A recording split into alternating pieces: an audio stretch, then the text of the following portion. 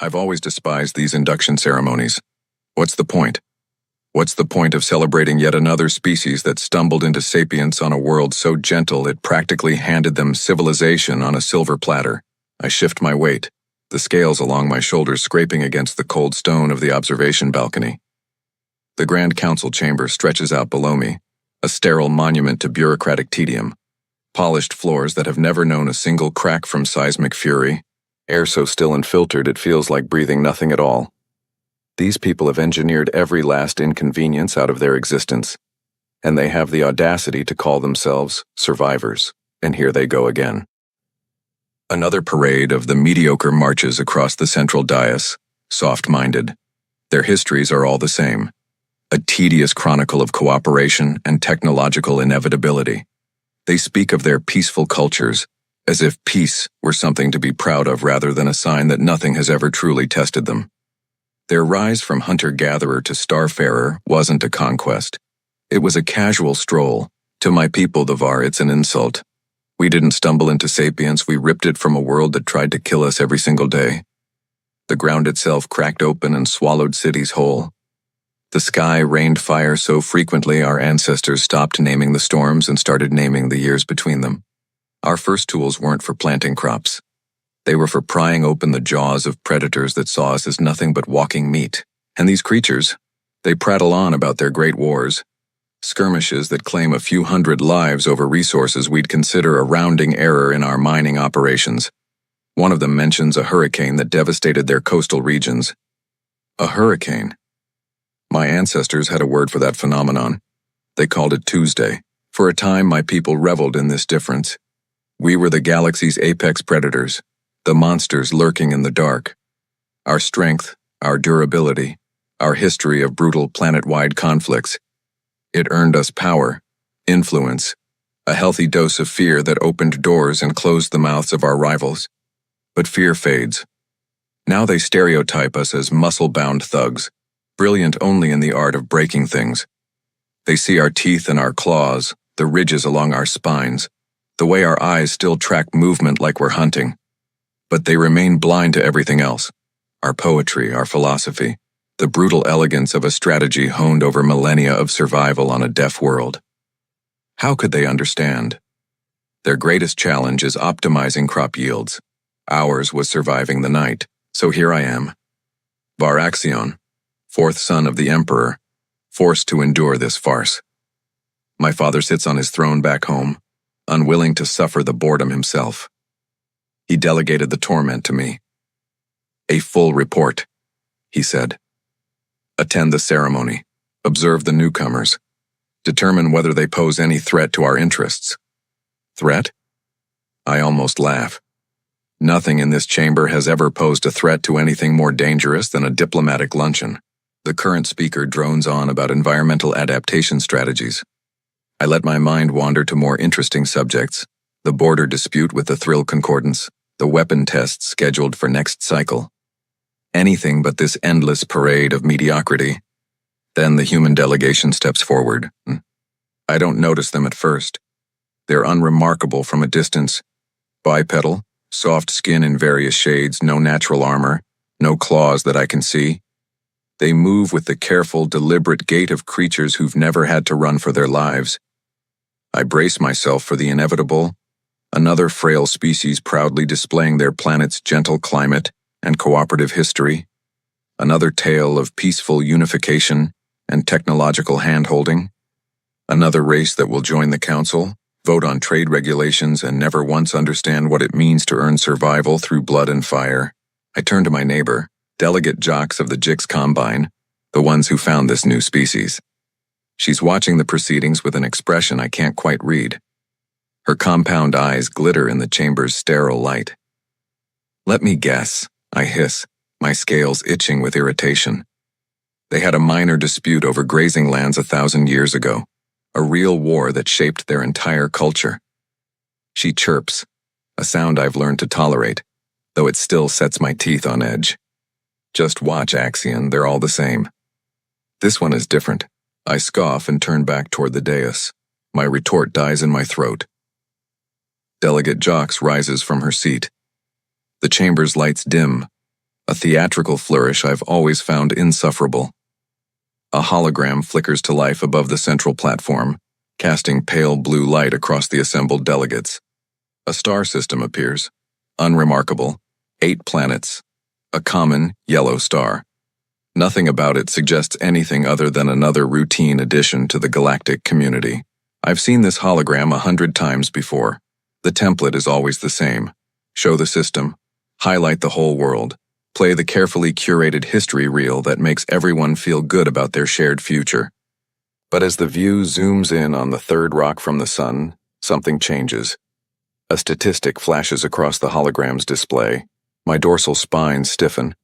The air in my lungs stops moving. I stare at the number, certain that I've misread it, certain that there's been some kind of translation error, some kind of bureaucratic mistake that will be corrected in the next moment with an embarrassed cough from the JIX delegate. Jox isn't coughing. She's watching me, waiting. The number doesn't change. I lean forward, my claws digging into the railing hard enough to leave gouges in the polished stone. The delegates around me shuffle uncomfortably. They don't understand what they're looking at.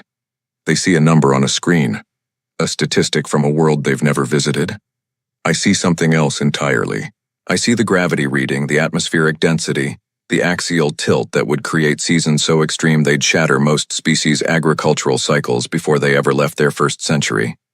I see the seismic activity listed in the planetary profile, the tectonic instability that should have torn this world apart before complex life ever emerged. I see the classification code at the bottom of the display, the same classification code that was once stamped on my own home world. The hologram shifts and suddenly I'm not looking at a sterile star map anymore. I'm looking at footage. Real footage. Not the sanitized historical recreations these ceremonies usually rely on. A city burns. Not from orbital bombardment. Not from some ancient war fought with primitive weapons. This is recent. This is now. The flames rise against the night sky and in the foreground something moves. Something that shouldn't exist. I lean closer, my breath fogging the edge of my personal display. The human stands in the middle of the chaos. No armor, no weapon that I can see, just soft skin and fragile bones. And the footage cuts. The lights come back up. The chamber waits for the introduction, for the standard welcome, for the ceremony to proceed as it always does. But Delegate Jox doesn't speak. She turns to me instead, and the human delegation steps forward. The one in the lead meets my eyes. And for the first time in my life, I don't see prey looking back at me. I see something that survived a world that tried to kill it every single day. I see something that earned its place at this table the same way my ancestors did. Through fire, through blood, through teeth. The human smiles. And every instinct I honed on the death world of my birth screams one word at me over and over until my claws are trembling against the railing. Predator. The ceremony has just begun.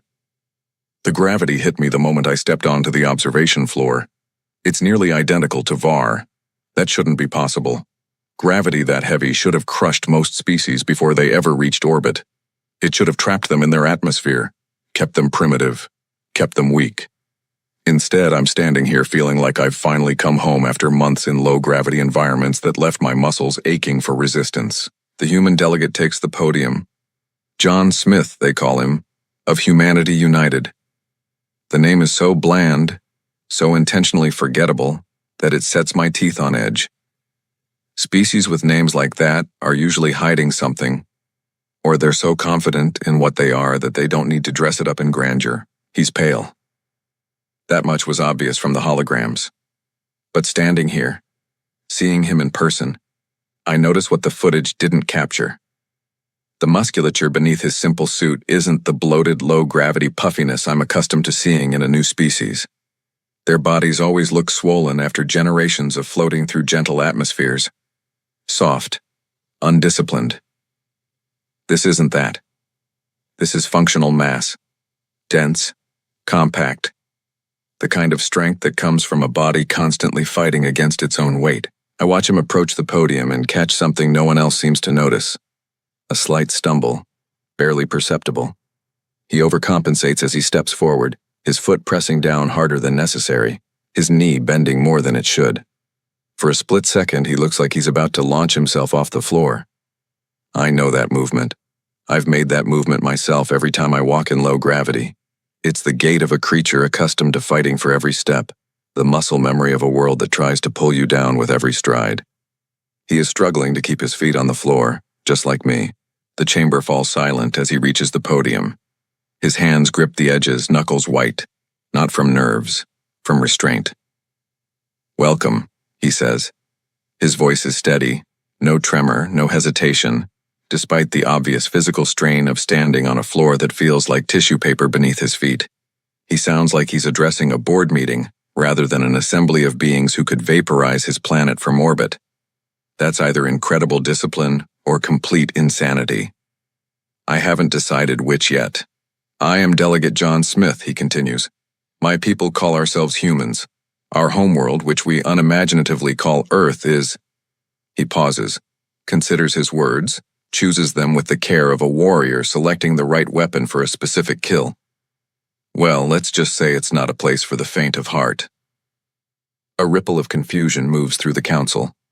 They're used to speeches about cooperation, about shared values, about the peaceful wonders of home worlds where the weather cooperates and the ground stays still. They don't understand what they're hearing. But I do. He activates the hologram. The chamber gasps. Earth spins in the center of the room, a swirling marble of deep blue and vibrant green, beautiful from a distance, the kind of world that poets write about, the kind of world that makes soft species weep with wonder. Then he zooms in and the poetry dies, and the 70% of our world is water, he explains. A projection shows vast churning oceans, waves the size of mountains, currents that could drag a starship down and never let go.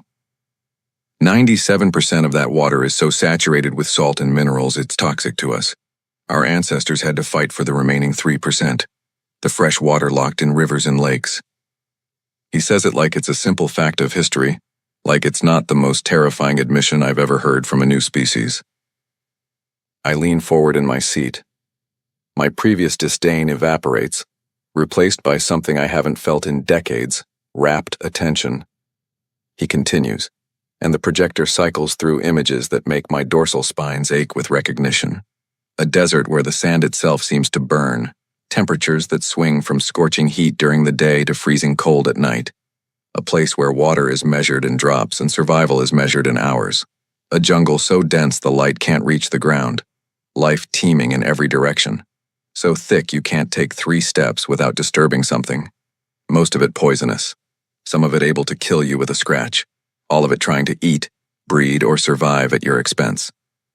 A frozen wasteland where the air itself turns against you, where metal shatters like glass, where the cold doesn't just bite, it hunts. Each scene is hauntingly familiar. A palette swap of my own home world's brutal geography. The murmuring in the council chamber grows. They're beginning to see it too. The gentle species with their gentle worlds are finally understanding what they're looking at. This isn't a garden world, this is a death world. We didn't just survive those places, Smith says. His voice drops slightly, not for drama because he's saying something that matters to him, something personal. We thrived in them. Before we invented farming, we had already spread to every corner of our globe. The chamber's ambient noise dies completely. Stunned silence. The implications hit me like a physical blow. Spreading to every corner of a death world before developing agriculture means they weren't carried by technology. They weren't sheltered by civilization. They walked into hell with nothing but their own bodies and their own will, and they made it home. I know that strategy. It's the exact same approach my own 5-times great-grandfather used when he stood before this very council and demanded the VAR be recognized as something more than beasts. He didn't show them our cities. He showed them our scars. This human did his homework, or more terrifyingly, his history simply mirrors our own. I rise from my seat. The movement draws nervous glances from the surrounding delegates. They see a VAR standing tall, claws visible, spines erect. They think it's aggression. They think I'm posturing, intimidating, doing what my species always does when faced with something we don't understand. Let them think that. I know what this is. Respect. The human has my full attention now. Every spine along my back is erect. Every instinct I honed on the killing fields of my homeworld is screaming at me to pay attention, to learn, to understand what I'm dealing with. But then he deviates from the script, and everything I thought I knew shatters. These environments, Smith says, and there's a new edge in his voice now, something sharp, something dangerous, are dangerous. But they aren't what made us. The hologram shifts.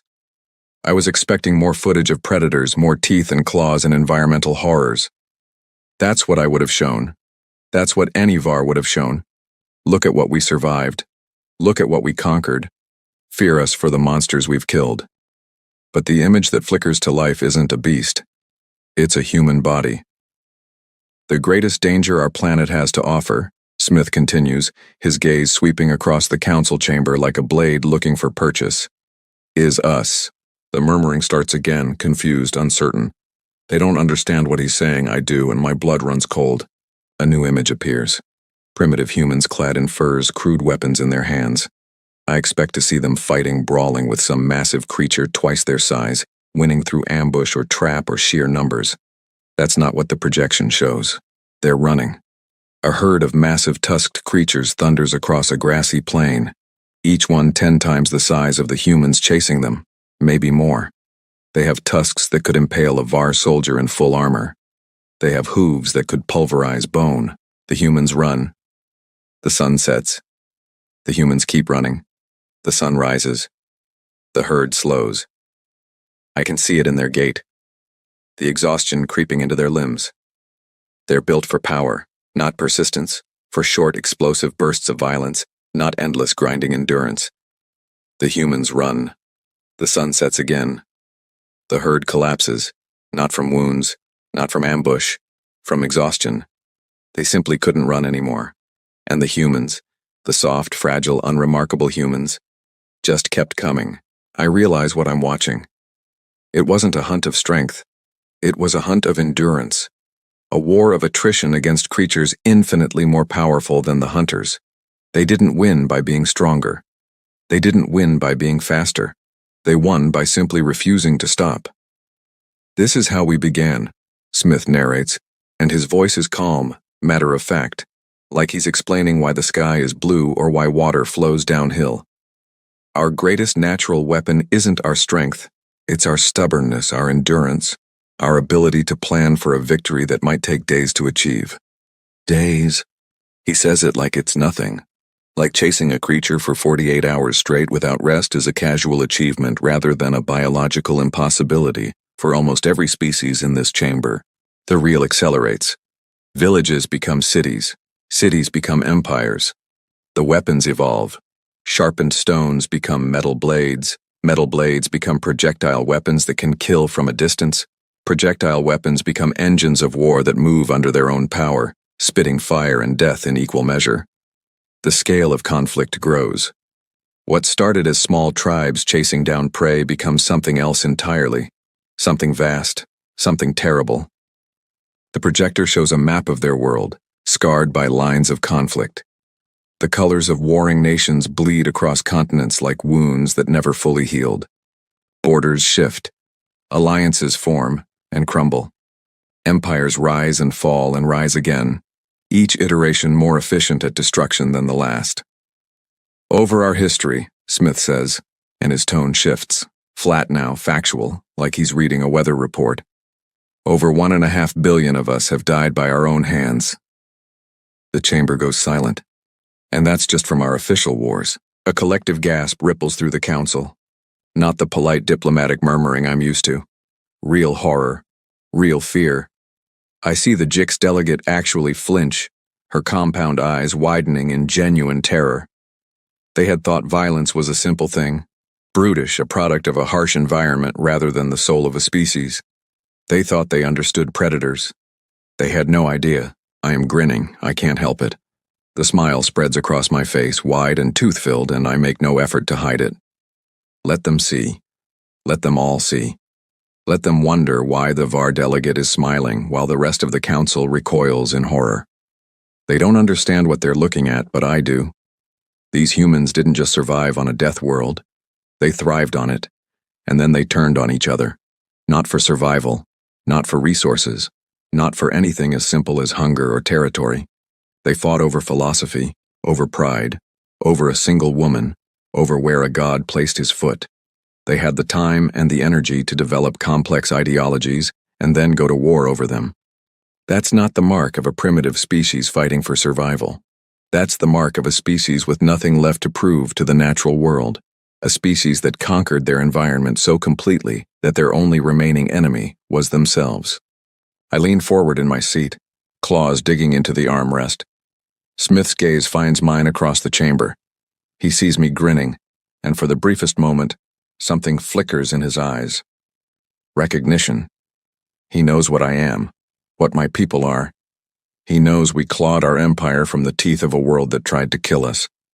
He knows we understand violence in a way the soft species never will, and he's showing me his scars anyway.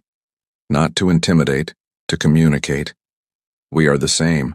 The hologram shifts again, cycling through more images, more wars, more death, more of the endless grinding conflict that has defined their species since before they had words to describe it. I watch, and I realize something that sends a thrill of something primal through my chest. They are a mirror. Every war we fought, they fought. Every monster we killed, they killed. Every impossible environment we conquered, they conquered. But they did it alone. No natural weapons, no armor, no claws or fangs or spines to protect them. Just stubbornness, just endurance, just the absolute, unshakable refusal to stop. The reel ends. The chamber stays silent. Smith stands at the podium, waiting, watching, letting the weight of what he's shown settle into every delegate in attendance. I am the first to move. I rise from my seat slowly this time, deliberately. Every eye in the chamber follows me. The soft species are nervous. They don't know what I'm going to do.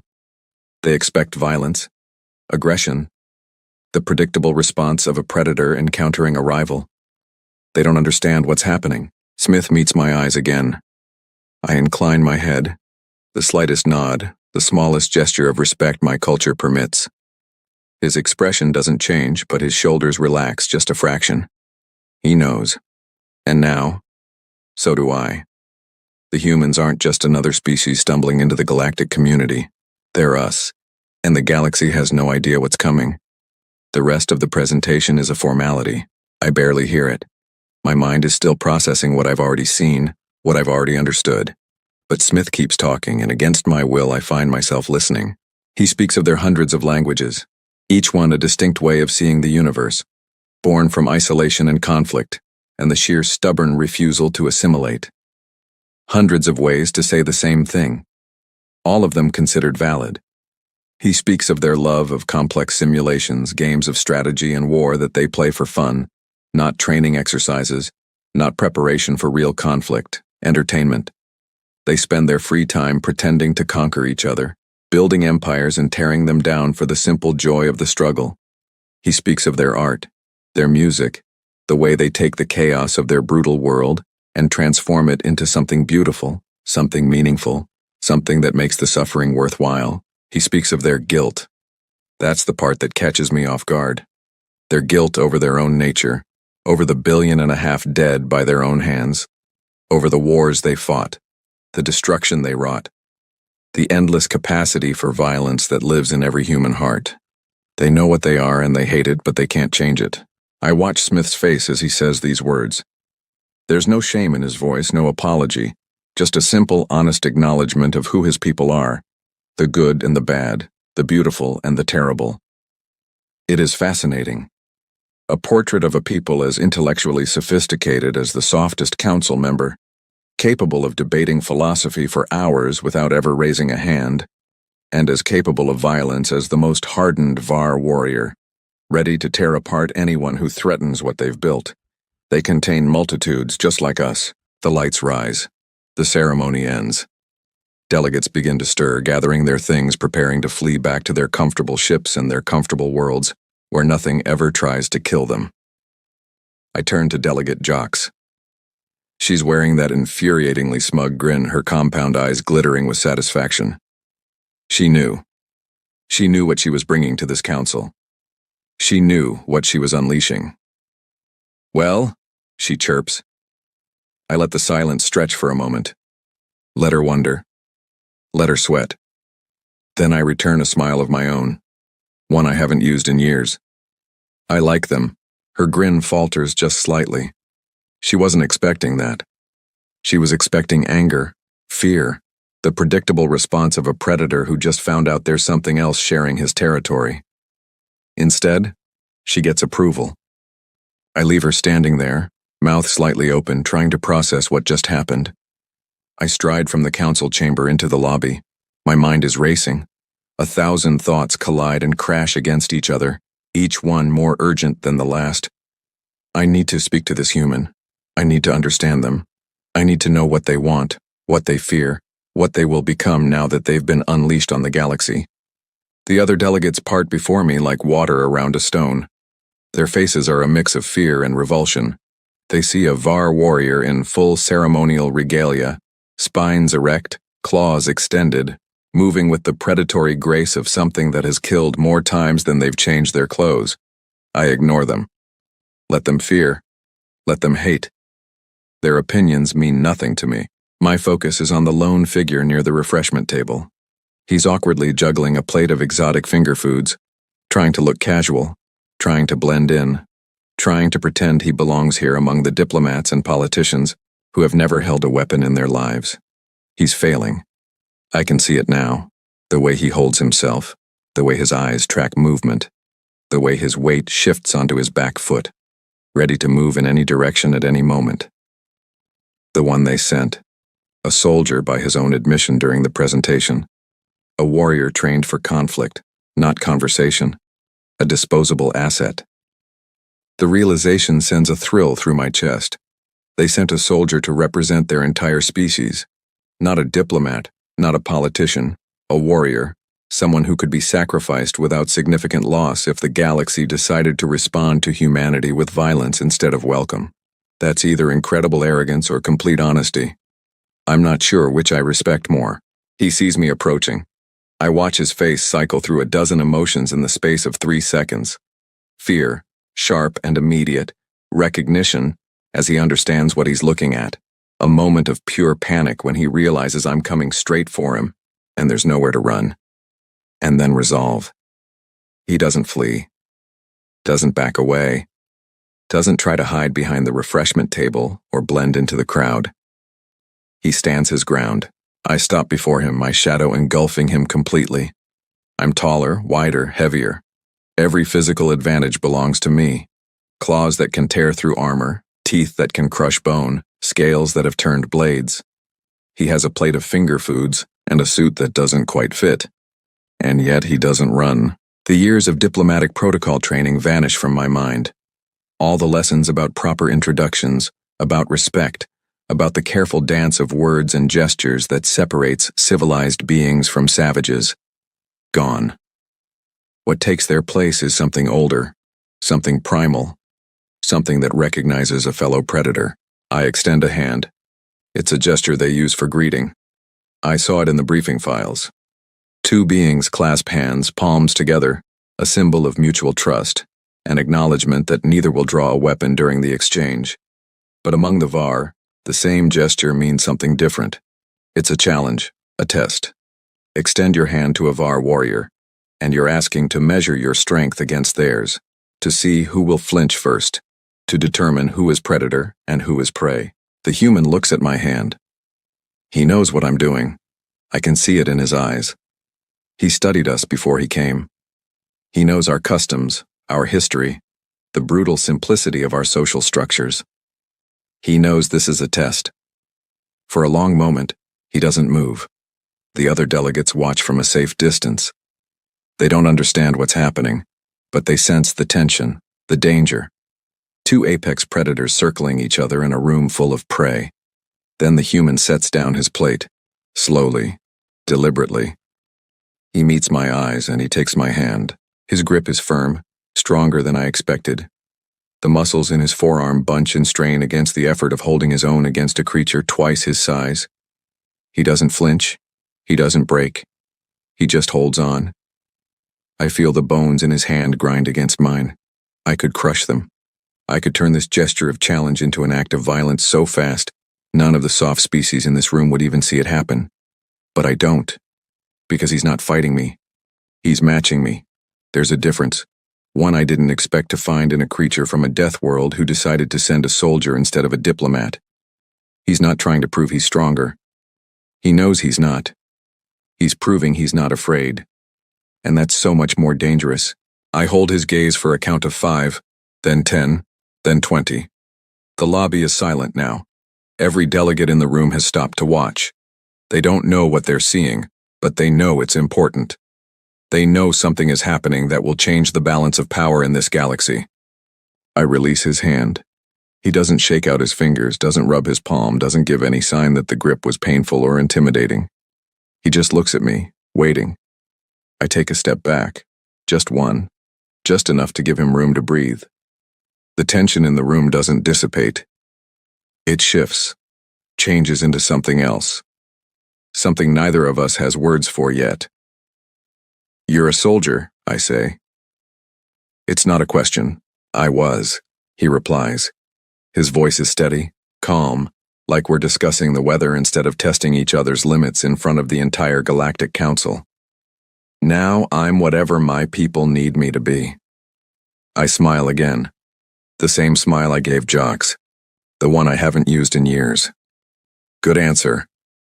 He doesn't smile back, but something shifts in his expression. Recognition, maybe. Or understanding. We are the same. The other delegates are starting to move again. The tension is too much for them. They need to get away, to process, to pretend this never happened. But I stay. And so does the human. We stand there in the middle of the lobby, surrounded by beings who will never understand what just happened between us. And I realize this is just the beginning. Delegate Smith. I let the name settle on my tongue, testing it, feeling its weight. A simple name for a creature who is anything but simple. I rumble low in my chest, a vibration that makes the nearest delegates flinch back. Let them flinch. This conversation is none of their concern. "I am Var Axion." The words come out slow, deliberate, each syllable carrying the weight of my lineage, my training, my place in the hierarchy of a species that has conquered more worlds than most beings in this room have visited. I would discuss terms for a cultural exchange between the Var Empire and humanity united. I pause. Let the words hang in the air between us. "Do you accept?" He looks at my outstretched hand. The same hand that could crush his skull without effort. The same hand that has ended lives on battlefields across a dozen systems. I see the hesitation, the calculation. He's not just deciding whether to trust me. He's deciding whether he can afford to show weakness in front of the other delegates, whether accepting a Var warrior's challenge will mark him as reckless or brave. He reaches out. His hand closes around mine. His grip is strong, firmer than I expected, though I'm no longer surprised by anything these humans do. But it's not his grip I'm watching. Strength can be faked. Bravery can be performed. It's his eyes. He holds my gaze without flinching. No, that's not quite right. He holds my gaze with something that looks almost like curiosity, like he's studying me as much as I'm studying him, like he's cataloging my weaknesses the same way I'm cataloging his. Yeah, sure. A slight tremor in his voice, on fear or maybe adrenaline, but he masters it before the second syllable leaves his lips. Quick, controlled, a warrior's reflex. Why not? He shrugs, and there's something almost casual about it. Almost. I'll pass it up the chain. I pull him closer, just a fraction, barely enough to notice, enough to see what he'll do. Will he resist? Will he yield? Will he call for help like the soft species would, summoning security to protect him from the big, scary Var? He doesn't. He plants his feet, leans into the pull just enough to keep his balance, doesn't try to match my strength, doesn't try to prove anything, just refuses to be moved. I release his hand. The rumbling noise that escapes my throat makes the delegates scatter. They think it's a growl, a threat, a prelude to violence. They don't understand. It's a laugh. "A soldier." I say it more to myself than him to hear it out loud, to confirm what I already know. "Retired, you said? You were deemed expendable?" He blinks once, twice, processing, and he lets out a short, sharp laugh. Something like that. I laugh again. The sound echoes off the polished walls of the lobby, and I see more delegates edge toward the exits. Good. Let them run. Let them tell stories about the mad Var who laughed in the face of humanity's representative. I too am a warrior. The words come easier now. Less formal, less like a diplomatic overture, and more like two creatures finding common ground in a room full of strangers. My brothers tear each other apart for a throne I have no interest in. I find my purpose elsewhere. I tilt my head, study his face for any reaction, disgust, pity. The soft species always pity the Var who don't fight for the crown. They think it means we're broken, lost, lacking the ambition that defines our kind. His face shows nothing but understanding. Come. I gesture toward the far exit, the one that leads to the lower levels where the air is warmer and the drinks don't come in tiny glasses with tiny umbrellas.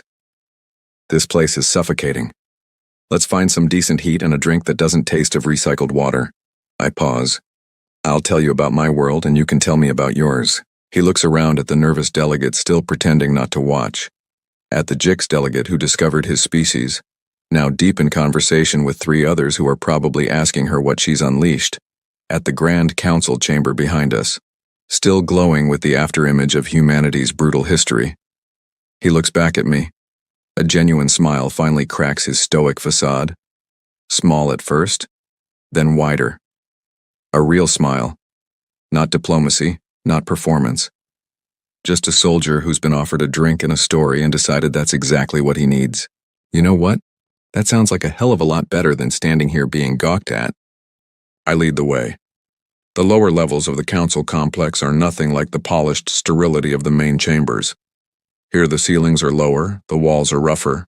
The air carries the scent of cooking fires and fermenting grains and beings who actually live in their bodies instead of just transporting their minds from one sterile room to another. It's where the VAR delegation has made its unofficial headquarters. Where we can breathe. Where we can be ourselves without the constant scrutiny of species who have never known what it means to survive. I choose a table in the corner, away from the few beings who venture down here. A private space where two warriors can talk without interruption. A server appears. I order 2 drinks, something strong, something that will burn going down and leave warmth in its wake, something that will remind us both that we're alive. The human sits across from me.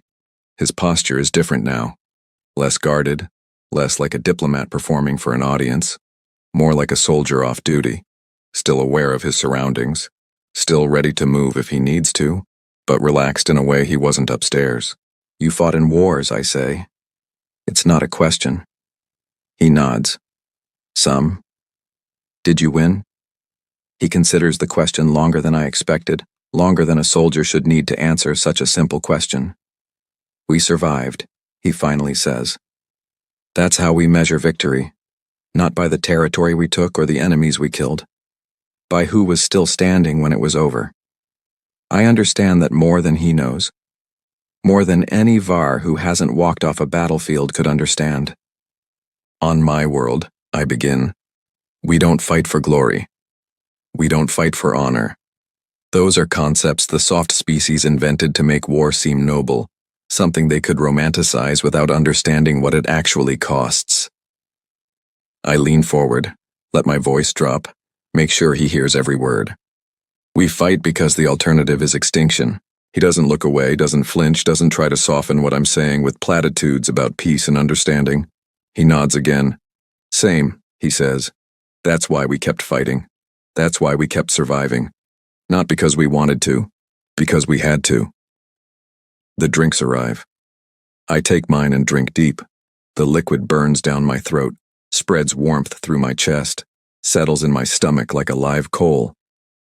He takes his, sniffs it once, takes a sip. His eyes widen slightly, and I see him suppress a cough. Strong, he says. I grin. That's the point. We drink in silence for a moment. 2 predators sharing a quiet moment in a galaxy that doesn't know what to do with either of us. You said your brothers fight for the throne, he says eventually. How many of them are there? 3. The word tastes bitter even after the drink. All older, all stronger, all convinced the crown should be theirs.